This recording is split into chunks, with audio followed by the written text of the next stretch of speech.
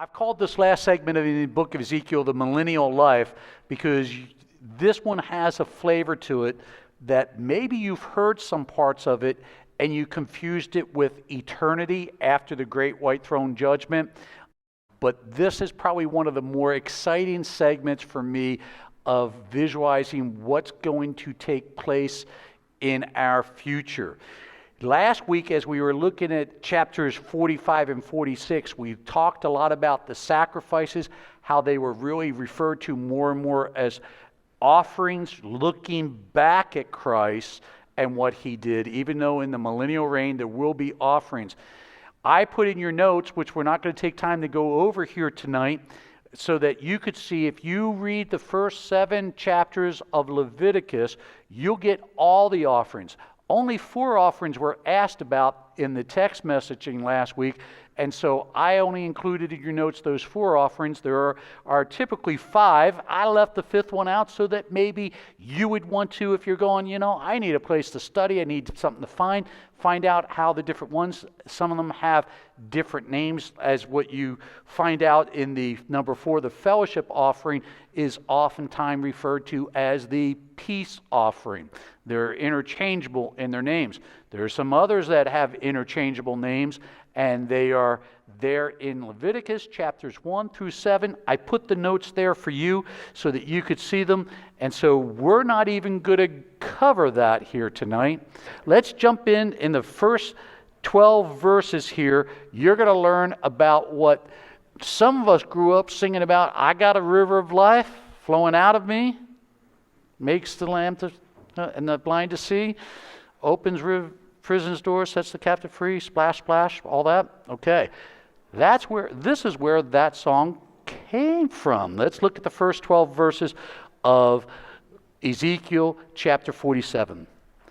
The man, this is the guide that was guiding Ezekiel in his visions of all this. The man brought me back to the entrance to the temple, and I saw water coming out from under the threshold of the temple toward the east, from the temple face east, and the water was coming down from under the south side of the temple, south of the altar. He then brought me out through the north gate and led me around the other side to the outer gate facing east, and water was trickling from the south side. As the man went eastward with a measuring line in his hand, he measured off 1,000 cubits and led me through water which was ankle deep. He measured off another 1,000 cubits, and he led me through water that was knee deep.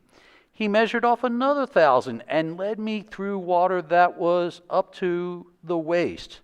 He measured off another 1,000, but now it was a river that I could not cross, because the water had risen and was deep enough to swim in. Now watch this though, a river that no one could cross. He asked me, "Son of man, do you see this?" Then he led me back to the bank of the river. When I arrived there, I saw a great number of trees on each side of the river. He said to me, "This water flows towards the eastern region and goes down into the Arabia, where it enters into the Dead Sea. When it empties into the sea, the salty water there becomes fresh. Swarms of living creatures will live wherever the river flows.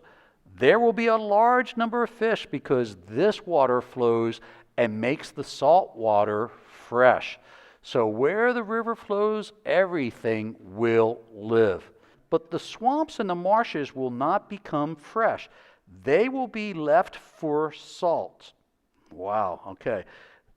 One more verse. Watch what's in these. Underline all the things that show this is a reality, not an allegory.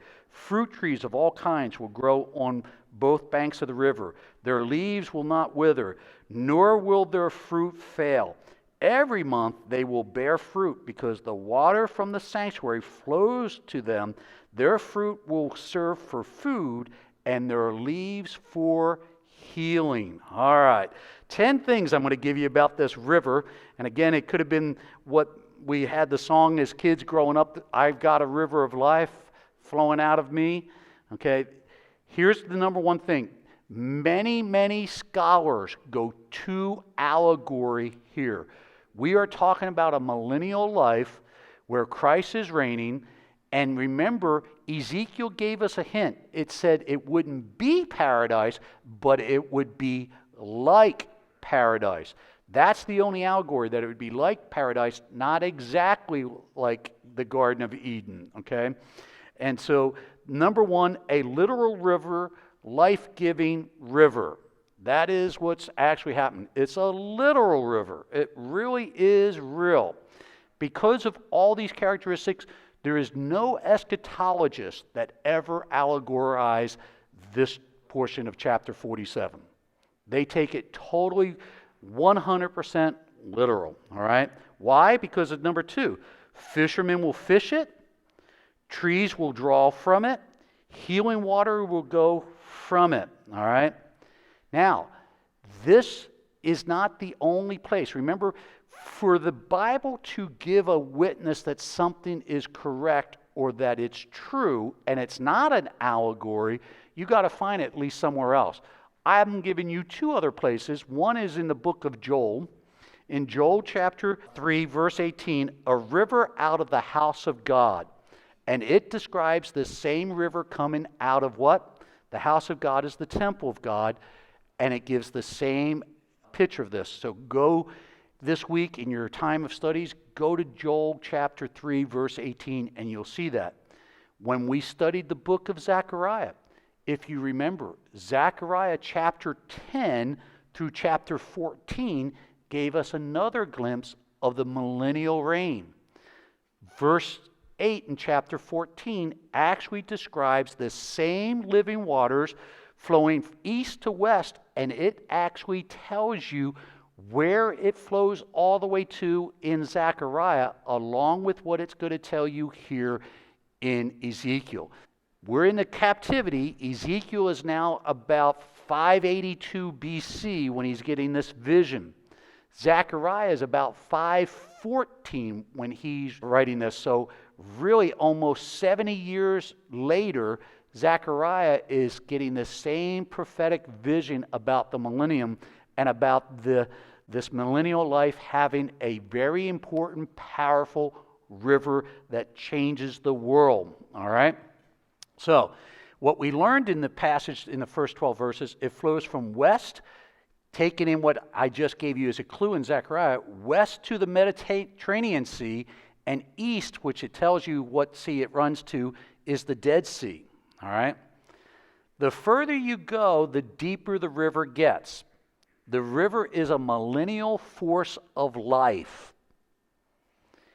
This river plays an important role for that 1,000 years in what it's going to go on to describe. Number 7, God's life flow is evident. How so?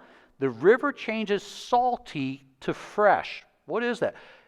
The Dead Sea is going to become so alive that they're going to catch an abundant fish out of it.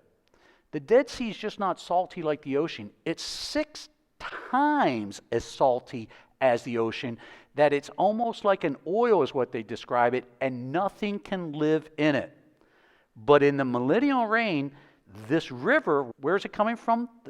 The house of God, the temple of God, and it's going to go one way to the Dead Sea and transform what's dead. See why I say here, God's life flow is evident in this. It's coming out of the house of God, and it does what God does in human beings. What is dead becomes alive. So even the Dead Sea will come alive. You talk about resurrection power. Now, did you know that there are articles out that there are ponds around the Dead Sea that all of a sudden have some life in them?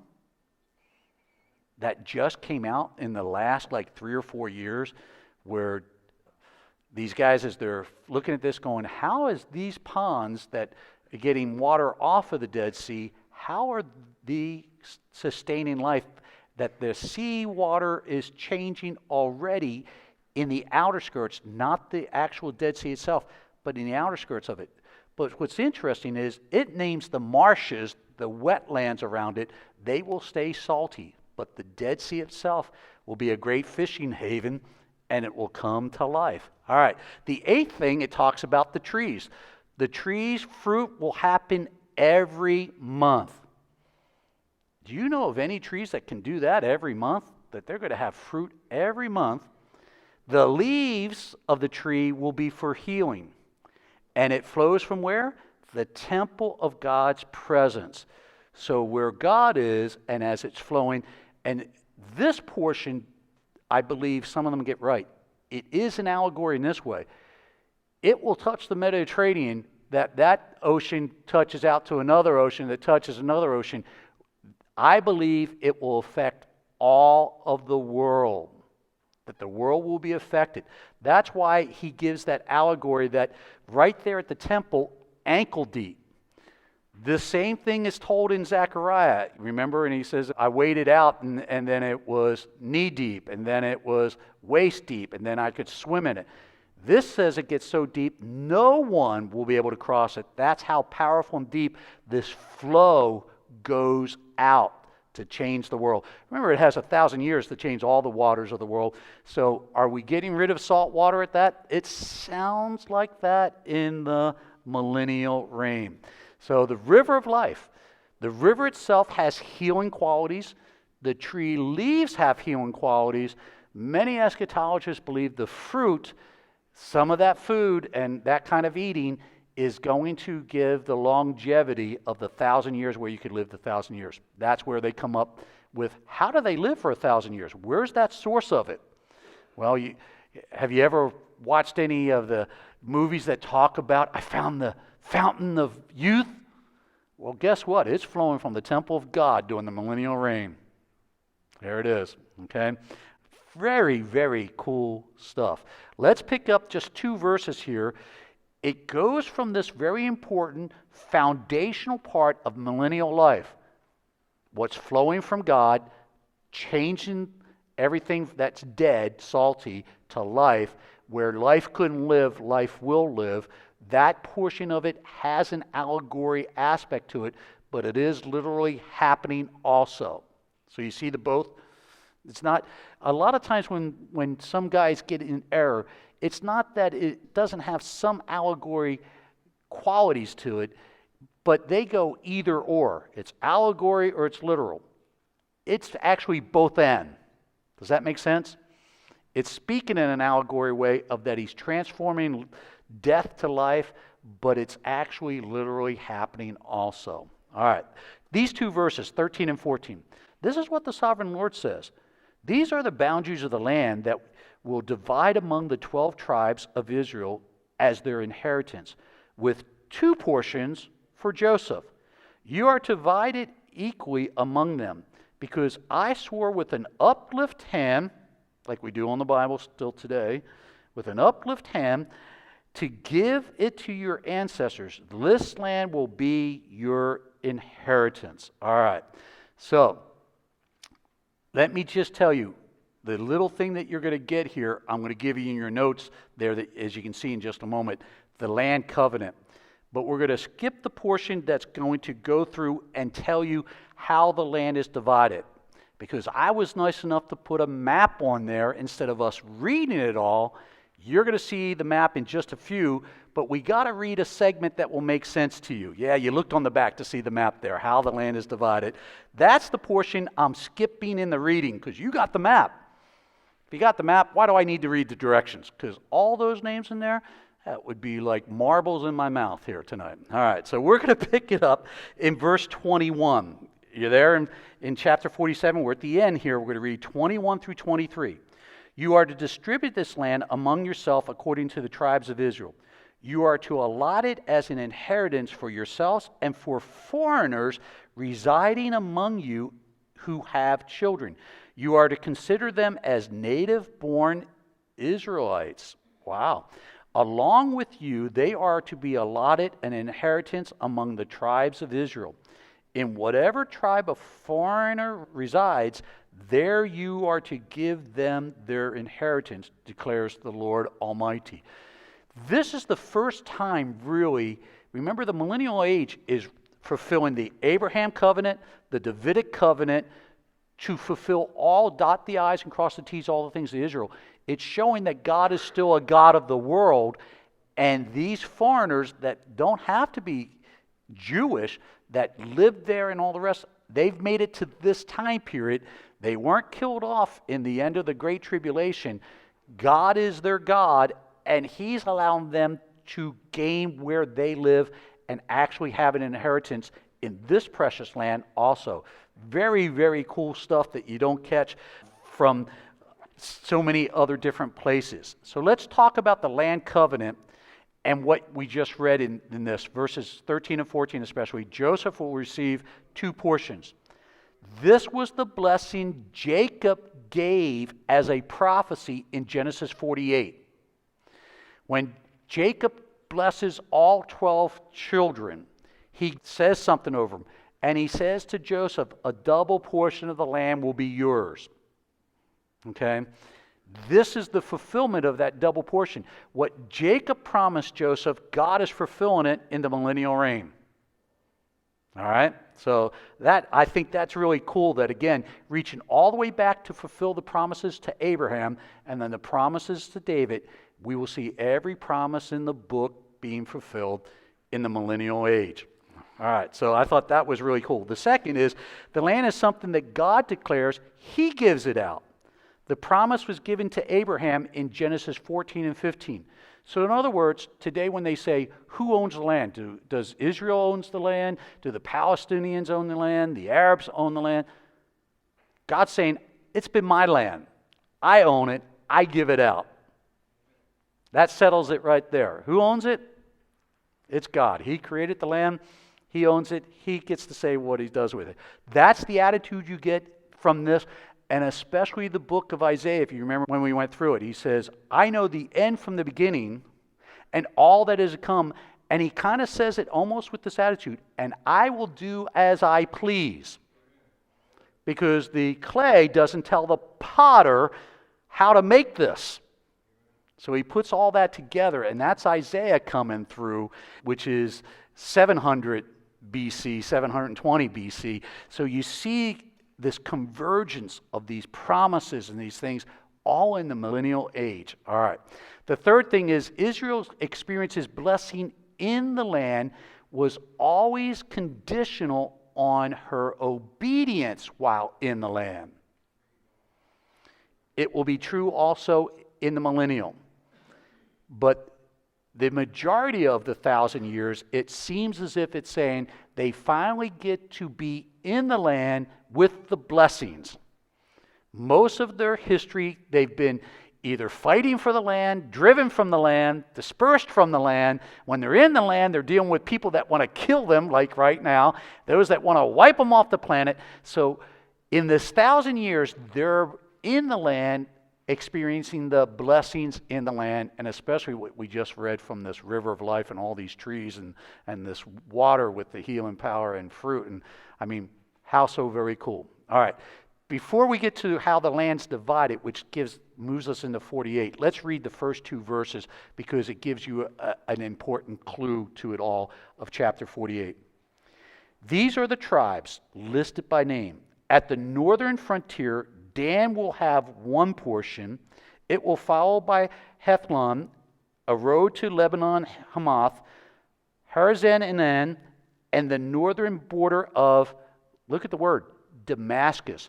This is part of our prophecy update for today. Where's Damascus, folks? Syria. All right. All right. This is where the furthest part of Israel's property is going way up there to Damascus, next to Hamath, will be part of its border from the east side to the west side. Asher will have 1 part. It will border the territory of Dan from east to west. Now, the land divided, here's what, this is so very, very cool. The location of the 12 tribes are different than the previous division. When they moved in with Joshua into the land, there were so many tribes north of Jerusalem, so many tribes east, so many tribes west, and so many tribes south. Okay? That's not how the land's being divided in the millennial. They will have their division all the way from the coast to the border that you see that's coming along the side here. That's what is actually being described. So they have a long strip of land that is for their tribe, and it starts in that way. Now, number 2, Dan is listed first. That is significant, okay? 1, because it's the furthest away from the temple. He's the furthest north. But the fact that he's in the list is amazing, showing God's grace. Dan is the tribe that led them into idolatry more than any other tribe. Dan was a huge tribe. Dan was the bad boys. Dan is where many think the Antichrist in the early days thought it would come out of the tribe of Dan. That Dan is a bad. But Dan is here. So it goes to show the healing grace of God and everything else, that Dan is listed, they're listed first, but as the furthest away tribe. This is what, in the connection with the book of Revelation, Dan was omitted in Revelation 7 when it gives the 12 tribes. What they do is they put in Revelation 7, they list the Levites, because they are a tribe, but they don't get land. You're going to see that here in number 3 here in this. But in Revelation 7, the Levites are mentioned, and Joseph's 2 sons, okay, Manasseh and Ephraim are listed, and some go, is that why he got a double portion? Because a lot of times when you look at the 12 tribes, it either names Joseph as one. In other words, they come up with 12 with so many different ways. If the Levites are in there, Joseph's listed as one if Dan is included, and that's true of this. Dan is included, but Joseph's still getting 2 portions of land. When you read it in Revelation, it's Ephraim and Manasseh, his 2 sons, and the Levites are in there. Dan's not listed. Dan's in his bad boy days, because Revelation 7 is where the seals and the trumpets and all the wrath of God is coming, and Dan's getting it. And they're omitted in that portion of it. Number 3, the Levites and the Zadok priests are within this holy district. So I tried to blow up the map big enough so that you could at least read the names and some of the things in there. If you Google Ezekiel 48, the division of the tribes of Israel, you can see several other maps and you could see it clearer. But when I tried to print some of the other ones off, you couldn't read the writing as best as you could this one. This is the best one that I could get the writing for. Some of them actually show the temple. And remember, the Levites are further away from the temple. It's the Zadok priests, the righteous priests from Solomon's things, that are there around the temple, serving the temple and God. The Levites are serving the people and the gates. But they all have their housing and their living in that area, okay? So as you can see, the division of the lands are long divisions, and Dan's up there, and there are so many tribes above this holy district, and then there's the 5 tribes below. There's 7 above and 5 below, okay? So that's how it's different than what you see when you read the division of the land in the book of Joshua. All right, let's move to the very end of Ezekiel here, chapters 29 through 35, because it's going to give us some other keys here about this division of the land that I think is important as we wrap up the book. In verse 29, this is the land you are to allot as an inheritance to the tribes of Israel, and these will be their portions, declares the Lord. These will be the exits of the city, beginning with the north side, which is 4,500 cubits long. The gates of the city will be named after the tribes of Israel. The 3 gates on the north side will be the gate of Reuben, the gate of Judah, and the gate of Levi. All right? Very important the way they group this. You'll see why.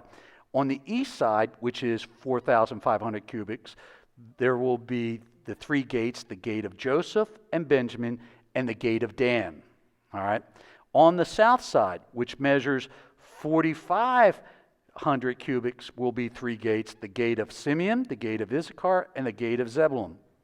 On the west side, which is 4,500 cubits long, will be the three gates, the gate of Gad, the gate of Asher, and the gate of Naphtali. The distance all around will be 18,000 cubits, and the name of the city from that time will be The Lord is There. All right, three things that you need to know as we wrap up this book of Ezekiel. When it comes to this final part, the gates of the kingdom. Many don't connect this, but the 12 gates here with the 12 tribes, the three on each side, the four different sides, are listed by the tribe's sons, and they're grouped by who mom is.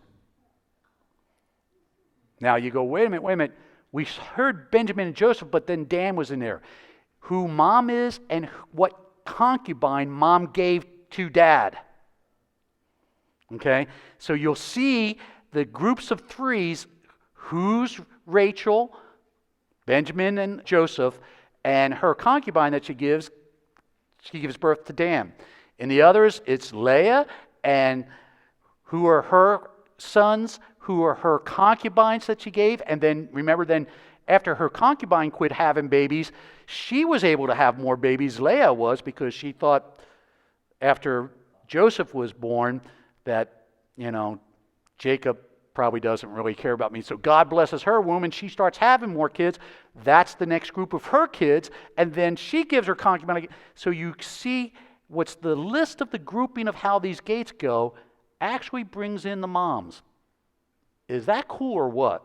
The sons and the order of the women that gave birth to them in how these gates are set up. Tucked in there, do you see how God redeems everything? He doesn't just redeem men. He just doesn't redeem situations. Even the concubines that are the moms, their children are listed there in the order of how they gave birth to them in that way, in this grouping of it. I thought that was such a cool detail. Now, Ezekiel 48:35 ends with this note. The Lord is there. In the Hebrew, Jehovah Shammah. The God who is there. Now, this is important because this connects the millennium with what's going to happen in eternity.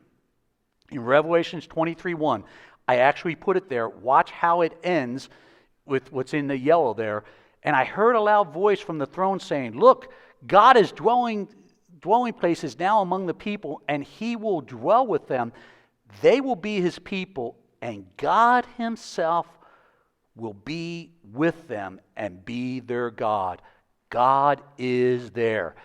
Ezekiel ends on the note of what eternity is all about. We're with God, and God is with us. What a cool way to end the book with that major statement, the Lord is there. Now, where do we go from here? Let me show you this last slide. Next week, prophecy. I am not going to be picking one book yet. We will start in Micah, all right? We'll be starting that in a few weeks in Micah. But next week, I'm going to give you like the beginner's lesson, everything you need to know to understand prophetic scriptures. All the little nuances of what eschatology teaches, how that you don't get mixed up, and all the different things. And we're going to take a question and answer time all next week, and we're going to start from Genesis and kind of give an overview for the time. And I'm going to give you how much prophecy is happening so much that what I was just sharing with you today, I think it was Barbara, that she was saying to me that she's reading my book right now. Isn't that nice? I told her, I said, well, you having sleep problems? You got to read it at night and sleep. And she said, no. She goes, what are you doing in your writing? I said, I've been really frustrated in my writing, and I haven't done anything for a couple months for this reason. So much is happening each week.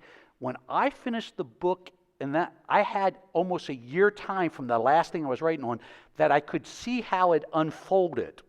I could see how the red moons unfolded, how the Bethlehem star, that I had a year plus to see how all that shook out. So much has been happening since the publishing of my first book, and things that I've been taking notes on that literally almost every day, every week, and I'm going, so how's it going to shake out? I don't want to write about it and then find out it shook out differently, you know what I'm saying? So it's kind of like I'm collecting a lot of notes, but I've written 2 chapters, but so much. Even today, Turkey invaded Syria today. Whoa. Russia's already been in Syria. Iran has already been in Syria. We're pulling out of Syria. Turkey is the other major player of the Gog and Magog, moved in today. Today is the Day of Atonement, where God gets the atonement for all of Israel, where they went into the Holy of Holies one time a year, and they had to do a sacrifice for the people to feel like their sins were forgiven for the last year. On the Day of Atonement, the alignment for what we read in Ezekiel 38 and 39 moved to another, like if you were, what do they call it, DEFCON 1, 2, 3, when they're going about nuclear stuff. It went to a higher level with Turkey moving in there and doing what they're doing today, and they're in cahoots with Iran and with Russia. And that happened today. I mean, every day what we're seeing with their political things in Israel, and that, record these things, write these things down. How it shakes out, I don't know yet. I know what the Bible says, how it's supposed to shake out. But how it gets to that path, sometimes, here's how it's supposed to shake out, and it goes this way to get there. But we're seeing things almost weekly, folks. And so I'm writing it. I've been bringing it to you weekly as it happens. To write it and explain it to the world at this point, I don't know how it will shake out 6 months from now. And you don't want to write and say, this is what's going to happen, and God takes a little turn for a while, because he does that, He has these, what we call reprieves, delays, because he wants none to perish, and his time's not our times, his ways not our ways, and when we think we know his way, he does something different. But the eschatology ones, if you're reading on there, one of the best ones that's keeping you very well apprised is T.W. Trim. I put it on there, Bev puts it on there, others, Judy puts it on there.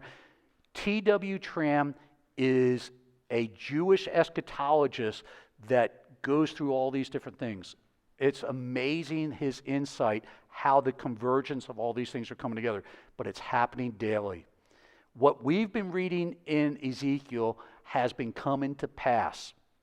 So how close are we to the river of life? Only God knows. But it's closer today than it was yesterday. And it's very close to becoming a reality. In the closing part of it, I wanted this to be on today for those that find us. We do a question and answer time, and we do prophecy updates. Very, very important. This Sunday at sundown starts the Feast of Tabernacles. Only every 6 to 7 years does the Feast of Tabernacles start on our holy day of Sunday and closes on the following Sunday. This is the year, as they completed their 70th year of their religious 70 years, they started their new one on the Feast of Trumpets. Their new year starts, their civil year starts, but their religious year doesn't actually end. So the way those that teach end times would say, the 70th year doesn't end till the end of the Feast of the Tabernacles. If you were here last week, you learned that the calendar is switching in the millennial, that the first month of their civil and their religious will all start with Passover. It gave us that in chapter 46 last week, that they said in the first month on the 14th day, Passover.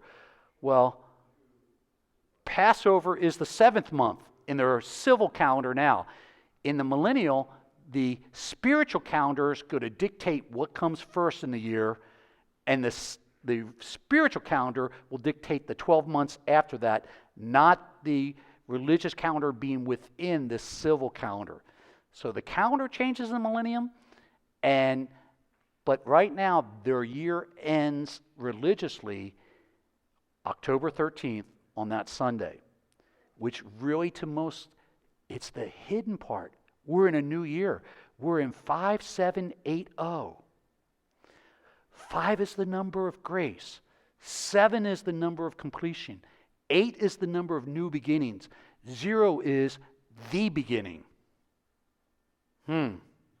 That's the Jewish year we're at, okay? Civil year. But their religious year that would end their 70 years of that happens in a 7-day period. There's only 2 times in the millennial that they honor the feasts: Passover and Tabernacles. Pentecost is not mentioned in millennial. The Day of Atonement's not there. The Feast of the Trumpets isn't there. Passover, Tabernacles. Passover will be the first month. Tabernacles will be their 7th month in their 12-month year. The beginning started with the Passover lamb. Many believe, especially because of Zechariah, that during Tabernacles is when the whole world comes, and this is what Ezekiel points to also, that when the whole world comes together, they come together to honor Jesus because of Tabernacles. What happens in the Feast of Tabernacles that it gets honored as the other one? The beginning, Passover, the lamb is slain. What's happening in Tabernacles? No one's willing to name a day, time, or year, but there's a reason why they're the 2. There's a bookend happening. Is the rapture within that bookend or before it? We don't know. But many scholars, especially eschatologists, believe Tabernacles will be the second coming. And you can actually name that day and hour. Once the image goes into the temple, you can count 1,260 days from the day that image is in there. Daniel says, and the Lord will come. So that one we're allowed to know the day and the hour, the second coming. The rapture, no one knows the day or the hour. So we're coming up to the 70th Tabernacle, starting this Sunday night at sundown to the following Sunday night sundown, to end their 70th year of that. And all these things are converging. Let's get ready. Party could be happening. Amen. I'm going to answer questions. Father, thank you for your word. I pray for those that have watched online. I pray that they would be ready in their hearts, that no one would not call on the name of the Lord and be saved during this time. Thank you for your word is life. In Jesus' name, amen. Any questions or comments on we're done with Ezekiel, folks. Isn't that cool? Yeah. Thank you for teaching us the book of Ezekiel. You're welcome. He said thank you for teaching the book of Ezekiel. Thank you. Amen. It was fun. Any other questions? All minds clear? All right. So next week, an overview of how prophecy works throughout the Bible, Old Testament, New Testament. Any question you want to have, write it down. I'd love to be more interactive next week throughout the teaching of prophecy instead of just giving the teaching and talking at the end. So anything that you would like to ask about prophecy, write it down this week. Next week, do you want us to read? What did you want us to read Leviticus? 1 through 7 was if you wanted to know about the offerings. But remember, the offerings changed in the millennial. And so last week, the end question was, what are these offerings? What did they stand for? That's what it stood for in the Levitical part of it. Again, in the millennial, it's not to receive anything. It's to look back like we take communion, we look back. And they're different in how they're done, in what animals and how they do it and everything in the millennial reign. So I just put what we have in Leviticus there for anybody that wanted to read about those. The clear enough picture of why it changes and how it does. Again, it's just because it's a looking back to what was done instead of a looking forward when it's done in Leviticus time, Moses time. It's looking forward to a Messiah coming. This is looking back and saying what the Messiah has done. But they changed some of the things for the millennial as they honor what was done. They've changed that. So I just put that in there because that was a question last week, and I promised that you'd be able to know where it's at and what their general meetings were for those offerings. They were the 4 that were asked in a question last week. Yeah. I was jogging my memory here, and there was a question midway. You mentioned foreigners being welcomed into the allotment for the. Yeah, I didn't mention it. Ezekiel did. Yeah. Yeah. Are those foreigners going to be basically the subject of the We don't get enough information. This is what's so cool. God kind of says who's there and is living there. They're to treat them as if they're Israelis, so that it's not a exclusive club in any part of it. When he says the foreigners that are living there, you divide the land. If they've been living in this region and that, you divide the land, give them land also as an inheritance. So you don't sense the millennial, even though it's fulfilling the promises to Abraham and David, it's not an exclusive time just for Jews. That's what it's kind of pointing at, and that's why it's so important to know the other portions of the Bible of Jeremiah, Isaiah, Zechariah, and Joel, what it says about the millennium, because we Gentiles, we get, as we get raptured up, those that are Christians can come back and serve with Christ here. Those that live through the tribulation and they make it to the millennial age, they can continue to be married and have babies and stuff, Gentiles, just like the Jews. That was my question. Yeah. Will people be the subject of Satan's deception at the end of the millennium? At the end of the 1,000 years, everyone that's human, everybody that's human, those that have been raptured, were not subject to deception. Only those that are still in their humanity, they haven't been moved to their immortality, they're the ones that are subject to the deception of the Satan being loose for that 1,000 years. Right, the survivors of the tribulation that prosper and populate the world again for 1,000 years, they're the ones that have to live through their time of testing, because for that 1,000 years, there's no devil.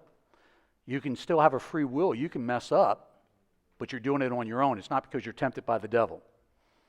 Okay? But there were only 8 survivors after the flood, indicative of a minimal amount. Okay.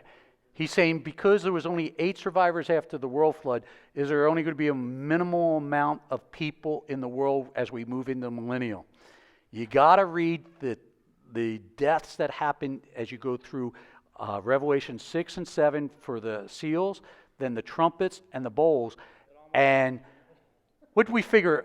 About 2/3 of the world's going to be destroyed, population. So about 1/3 of the world. So if we have 7 billion people, what's a third of 7 billion? 2 billion?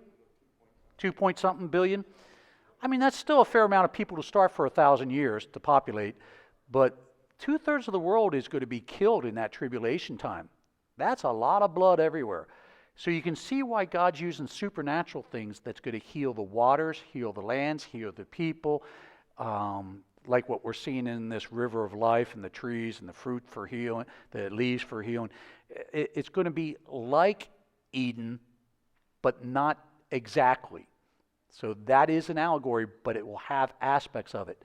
So we really don't get told much what's in Eden except for the trees and the one you can't eat. It doesn't sound like there's going to be any tree you can't eat in the millennial. You won't get in trouble by eating a fruit from a tree in the millennial. The trouble comes at the end of the 1,000 years when the devil gets loose for a short time period. Everybody that is of humanity will be tested in their faith and who they'll serve, whether God or the devil, before we go to the great white throne judgment. People will have longevity of life too, right? Right. They can die. Accidents can happen. They can die. They can still get, in a situation where they could have it. But it says, if you die at 100, you'll be considered cursed that you died so young. Isn't that amazing? Yes. An older person will be maybe 800, 900 years. Yeah. 800, 900 years, it could be that. Yes. So, yes. That reminds me of when I was in the Strategic Air Command. They were talking about nuclear weapons back then, and they started putting silos in the ground and all of this. Yeah. And at that time, they were saying that if one of the nuclear weapons went off, over half of the United States of America would be wiped totally out. Would be gone.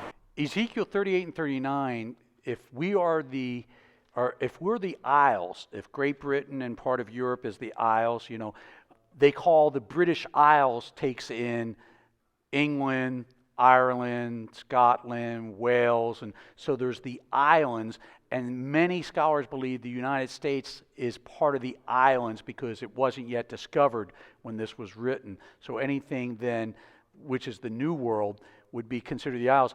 And it talks about the Isles being on fire in the war of Gog and Magog. So the only way they could be totally on fire, it's got to be a nuclear war of some sort. And I pray we're raptured out of here before that. Even looking at the Valley of Bones, Right. you know, if that whole valley is nothing but bones, Yeah. and you're not going to do it with a tank, you're not going to do it with a bunch of men. One bomb. And again, this is where trying to get precise or specific, that's why I say I'm not writing right now because everything's happening, it's unfolding, that I don't want to write something and look like I was foolish as God unfolded it a little bit different than I perceived in that, and He's is unfolding things more different than I perceived in, like with this thing with Russia and Iran and Turkey. Yeah. Didn't you say that a lot of stuff that God has promised Israel will be fulfilled in the millennium? Yes. Where's the royal land grant? This is just a sliver. Right. Where's the big one? This is what Ezekiel's telling that. The big one, the huge one that you're talking of, Jerusalem in its size, that's in eternity. That's eternity. The big Jerusalem that goes for 1,500 miles this way, 1,500 miles north, 1,500 miles that way, that's after the great white throne judgment in eternity. Don't confuse millennial with eternal Jerusalem. This is why Ezekiel puts that in here. So this is kind of what, for the 1,000 years, what most feel like that's showing where the 12 tribes and the maps there. Most of the maps that you'll find on that are all pretty much from the river to the Mediterranean, on that, and going that far north up, taking in Syria. You know, Damascus is up there. And so, They got that part probably. right. They didn't go east near far enough. Yeah, and that's because Ezekiel and the Bible didn't go further east than that. They gave the dimensions of how far east. And so that's where they're going with it. So many go, this is the millennial Jerusalem, or millennial Israel. The eternal Israel is going to be totally different because Jerusalem itself is so big that you can't even fathom. But again, after the millennial and the devil and then judgment, He's making a brand new heaven and a new earth, and He's bringing a Jerusalem from heaven that will be this. So there we can't tell what the land's going to be or what we know there won't be salt water in the new heaven and the new earth. There won't be any of that. And He shows a glimpse of that in the millennial reign where He's changing out the salt water with fresh water starting there. So it gives you a glimpse. All of it you can't say definitive. All you can do is where the maps come from, they're taking the actual cubits and the size of what Ezekiel gave and said, here's what it would look like. So, Have you received anything on the updated completion of Babylon? of Babylon? No. No. I think that when it says, because remember, we always just say Babylon. The Revelation says mystery Babylon. So if it was just Babylon, they wouldn't put the word mystery to it. So it means it's like Babylon, where it's a culture that absorbed a lot of other cultures, but there's a mystery to who this is. So when people go, Babylon's going to be restored, original Babylon, I don't see that coming to fruition because it would have to, what the mystery Babylon says, the world got drunk off of their riches. There's only one country in the world that I can know the world got drunk off it. Trump tells us every day, you got rich off of us, you got rich, you got filthy rich off of us, you got rich. Could the United States be mystery Babylon? A lot of people go there. Could I say definitive that? Not really, I don't know. Because there was times that Great Britain was it, there was other times that for this season, we seem to be that, Do I lean strong in that? Yes, I do. Can I say definitive? No, because if you do, then all of a sudden you find out if God tarries for another 100 years, something else could raise up. So I'm not going definitive on it, but if it happens here and now, we could be Mystery Babylon or New York being a part of it or Washington and all that. because it's the harbors that they look at, and they see all the ashes, like 9/11.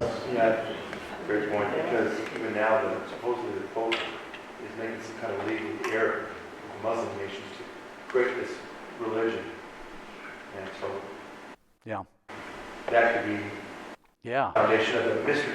Babylon might not be a geographical, but Right. a conglomeration of And that's why religions in these countries. it's really safe to go allegoric when you see words like mystery or as this or like that. That's your key, that you don't have to be literal. Okay? It's a mystery, or it's like this, or it's as that. That tells you right away. The Bible is very clear about this. You can't nail down as literal.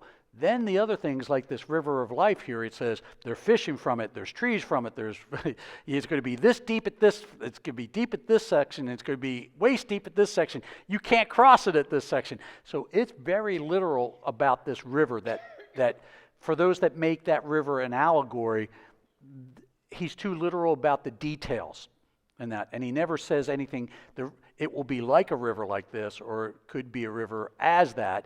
It just says this is coming from the temple of God and going this way and that way. And Jesus follows that pattern too. Right. He talks about parables. Yeah. He comes right out and says the parable.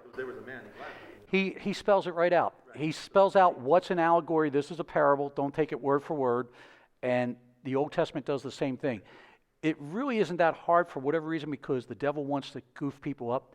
They don't look for those keys. So Mystery Babylon is not a literal Babylon that was here in the time period of Ezekiel that we're talking about, where they were in captivity. I think probably the biggest reason everything went quiet about Babylon being just done or it's almost completely. Yeah. You haven't heard that for, what, almost a year?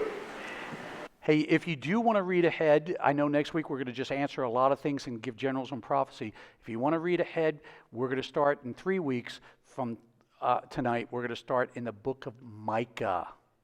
Let's stand. I'm going to pray for you and send you home. It was a good, fun journey there from 2018 to 2019, Ezekiel. We put the book to bed tonight. Amen. Father, thank you for your word.